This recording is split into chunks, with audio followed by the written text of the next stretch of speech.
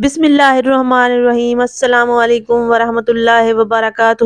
ابو طالب اور سیدہ خدیجہ رضی اللہ عنہا کی رحلت کے بعد مسلمانوں اور آپ صلی اللہ علیہ وآلہ وسلم کے خلاف کفار کے ظلم و ستم میں اضافہ ہو گیا، اور ایک دن عقبہ بن ابی معیط نے سجدہ کی حالت میں ایک اونٹ کی اوجڑی لا کر حضور صلی اللہ علیہ وآلہ وسلم پر ڈال دی۔ کسی نے جا کر آستانہ نبوت میں سیدہ فاطمہ رضی اللہ عنہا کو بتایا تو وہ دوڑتی ہوئی آئیں اور اپنے معصوم ہاتھوں سے اونٹ کی اوجڑی وجود نبوت سے گرائی۔ حضور صلی اللہ علیہ وآلہ وسلم دعوت توحید کے لیے طائف تشریف لے گئے۔ حضرت زید رضی اللہ عنہ آپ صلی اللہ علیہ وآلہ وسلم کے ساتھ ہیں۔ طائف کے 3 سردار تھے، عبدیہ لیل بن عمرو، مسعود بن عمرو اور حبیب بن عمرو۔ حضور صلی اللہ علیہ وآلہ وسلم عبدیہ لیل کے پاس گئے اور فرمایا کہ میں اللہ کا نبی ہوں، تو اس نے جواب دیا کہ اے محمد صلی اللہ علیہ وآلہ وسلم، کیا تیرے سوا اللہ کو کوئی نبی بنانے کے لیے نہیں ملا تھا؟ دوسرے کے پاس گئے، اسے جا کر دعوت اسلام دی، اس سردار نے بھی انکار کیا۔ تیسرے کے پاس گئے، اسے پیغام خداوندی سنایا، اس نے بھی نہ مانا۔ حضور صلی اللہ علیہ وآلہ وسلم پریشان ہو کر باہر چلے گئے۔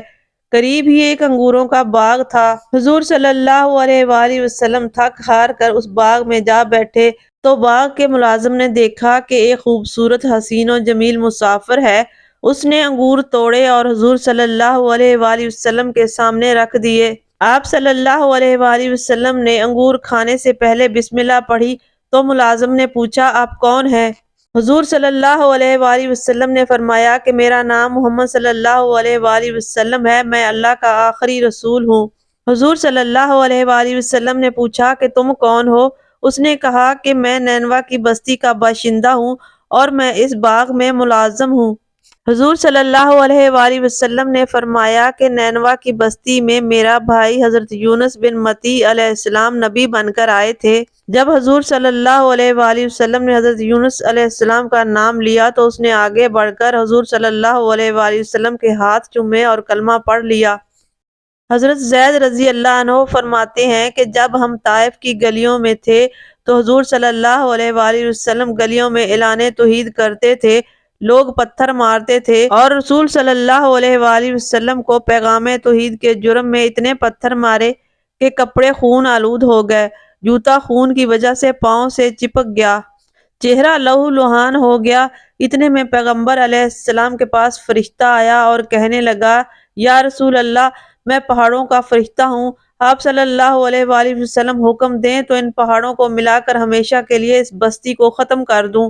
لیکن آپ صلی اللہ علیہ وآلہ وسلم نے ہاتھ اٹھا کر ان کو دعا دی، اے اللہ، ان طائف والوں کو ہدایت دے، یہ میرا مرتبہ نہیں سمجھتے۔ سخت آزمائشوں سے گزرنے کے بعد مالک کل نے حبیب صلی اللہ علیہ وآلہ وسلم کی دعوت کا فیصلہ کیا۔ نوریوں کے سردار سے کہا جاتا ہے، جنت سجائی جائے۔ اللہ کی طرف سے جبرائیل کو حکم دیا کہ وہ تیز رفتار سواری جو اس حبیب صلی اللہ علیہ وآلہ وسلم کے لیے ہے لے کر فوراً آپ صلی اللہ علیہ وآلہ وسلم کے پاس پہنچ جائے اور شب ہی شب میں مہمان کو میزبان کے دریچے میں لایا جائے۔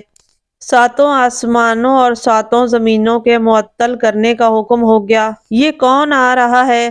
آج وہ آ رہا ہے جس کے آنے سے آنے والوں کو آنے کا طریقہ آیا۔ ایسا کوئی میزبان ہوا نہ ہوگا اور ایسا کوئی مہمان کسی کے یہاں گیا نہ ہوگا۔ دیکھیے سارا نظام معطل ہو جاتا ہے۔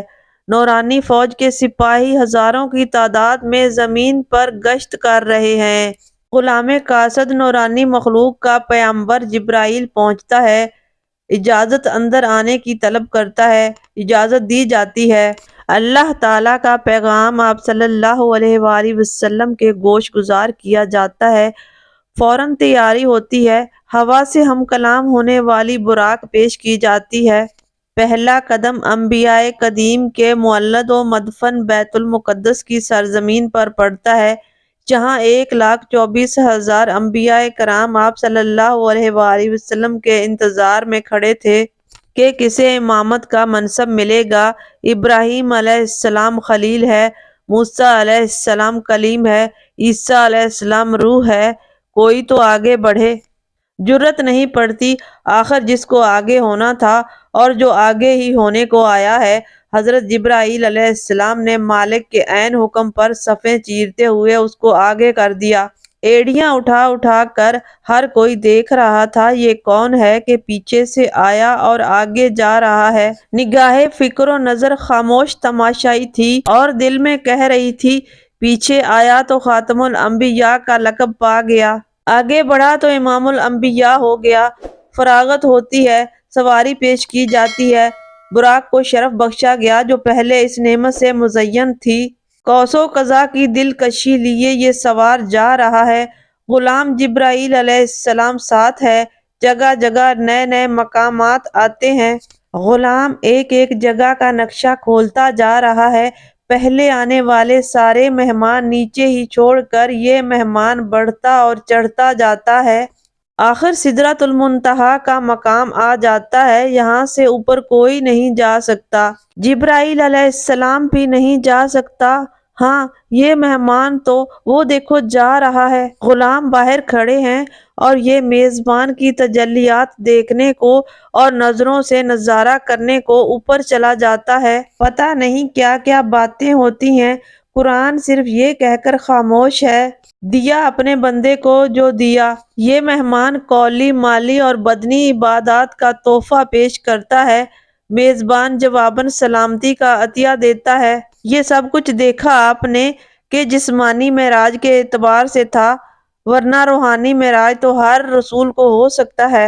قریش کی مسلسل زیادتیوں اور اظہار ثانیوں کے بعد جب محبوب دو عالم صلی اللہ علیہ وآلہ وسلم نے دیکھا کہ فی الحال میری قوم قریش کی طرف سے تائید و نصرت دین کے کوئی آثار نہیں، تو آپ صلی اللہ علیہ وآلہ وسلم کے دل میں اس بات کی آرزو ہوئی کہ کاش مسبب الاسباب کسی دوسری جماعت ہی کو کھڑا کر دے جو ناصر دین بنے۔